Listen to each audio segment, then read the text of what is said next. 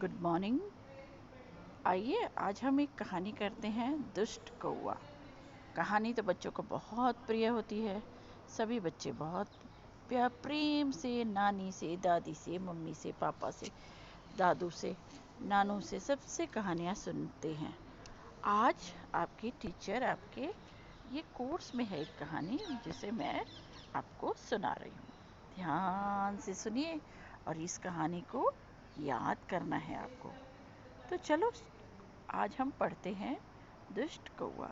एक वृक्ष के ऊपर एक हंस और एक कौवा रहते थे। वृक्ष किसको कहते हैं? पेड़ को। तो एक पेड़ पर एक हंस, हंस होता है सफेद रंग का, पानी में रहता है, तैरता रहता है, और कौवा काला। तो वो एक वृक्ष पर रहते थे। हंस पेड़ पर अंडे देने के लिए तो जाएगा, अदरवाइज तो उसको पानी में रहना है। एक बार गर्मियों में एक थका हुआ राहगीर वहां आया। राहगीर किसको कहते हैं?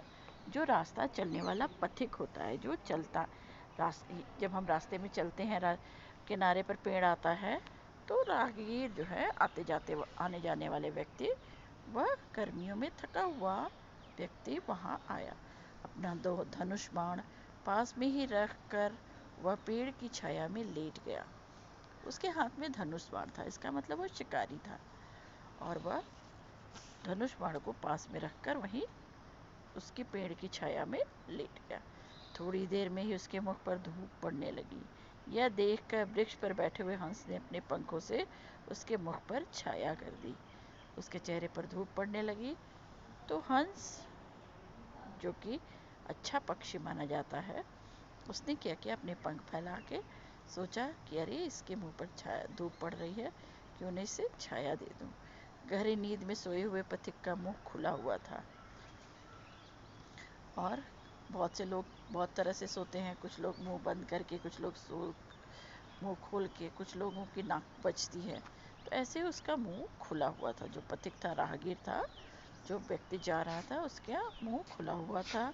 कौवे को राहगीर का सुख से सोना अच्छा न लगा। अब राहगीर आराम से चुपचाप सोया हुआ था।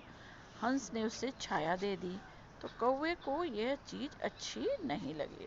उसने राहगीर के मुख पर बीट कर दी। बीट मतलब कौवा जो बीट करता है, उसको कहते हैं बीट, मलत्याग। तो कौवा गंदा प्रकृति का था, उसने उसके ऊपर बीट कर दी। बीट करके कौवा उड़ गया, और बीट करके वो उड़ गया क्योंकि वो दुष्ट प्रकृति का था। जब राहगीर की आंख खुली तो पेड़ पर केवल हंस बैठा था। उसने समझा हंस ने ही बीट की है, और तब तक उसकी आंख खुली, और जब देखा उसने हंस है, और हंस तो उसको छांव कर रहा था, उसे लगा अच्छा इस गंदे हंस ने मेरे मुंह पर बीट कर दी है। यह सोचकर उसने बाण से हंस को घायल कर दिया, और उसने तीर धनुष उठाया अपना, और मार के हंस को गिरा दिया। तो अब हम सीखते हैं, इसीलिए कहा जाता है दुष्ट का साथ छोड़ दो। कभी भी किसी दुष्ट व्यक्ति के साथ मत रहो, दुष्ट का साथ छोड़ दो। इस कहानी से हमें क्या शिक्षा मिलती है? दुष्ट की संगति त्याग दो, दुष्ट का साथ त्याग दो।